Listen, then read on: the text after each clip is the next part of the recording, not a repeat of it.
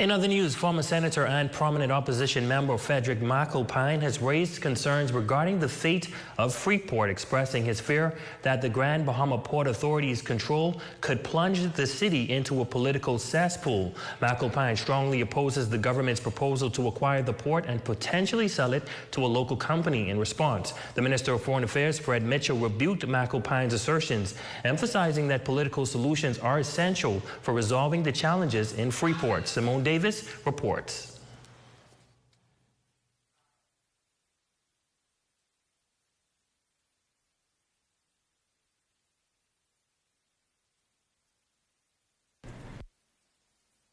Tensions are rising in Freeport as the fate of the city's development hangs in the balance. Former parliamentarian Frederick McAlpine has raised apprehensions about the influence of the Grand Bahama Port Authority over Freeport. Grand Bahama needs an infusion of economic endowment. We need vision. We need perhaps some new innovative ideas to come forth from the Port Authority. And we might even need to change some of our shareholders. At the end of the day, there are those who have the view that their shareholders only collecting. But at the end of the day, while they're collecting, we here on the island are hurting. GBPA has played a pivotal role in Freeport's growth since the signing of the Hawksbill Creek Agreement in 1955. However, recent economic challenges have raised concerns about the port's resilience in the face of future difficulties. McAlpine opposed the notion of a local company potentially acquiring the GBPA from the Hayward and St. George families. He was also not too fond of the government taking over.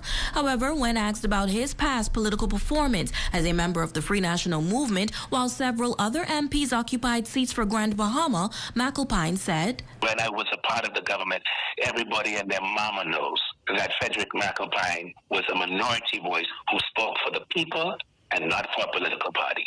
I was a strong voice in Grand Bahama, even stronger than when they were in opposition. It looks like a marriage going sour, and the children are still suffering as a result of the marriage. The people of the Grand Bahama community are the children, and we are suffering because the Port Authority and the government cannot get its act together to get on the same page." In response to McAlpine's claims, Minister of Foreign Affairs Fred Mitchell dismissed his political concerns in a voice note, emphasizing the importance of political engagement in addressing the challenges faced by Freeport. First, politics is not a cesspool. Secondly, it's only politics, Mr. MP McAlpine, that can find the solution to the problems of Freeport. You should join us, not fight us. But whether you come with the PLP in moving ahead to fix the Freeport problems in Grand Bahama or not, we are going ahead. However, Minister Mitchell seemingly agreed that the entity responsible for managing Freeport has dropped the ball many times and added that only the government can step in and save the city during this critical time. We have a problem today. Freeport and Grand Bahama are dying on the vine. It has been steadily downhill with the owners of the city, or at least their heirs to the owners of the city, very much seeing it only as a plaything and not as a place of real live people, a real place where people live, breathe, and have their being.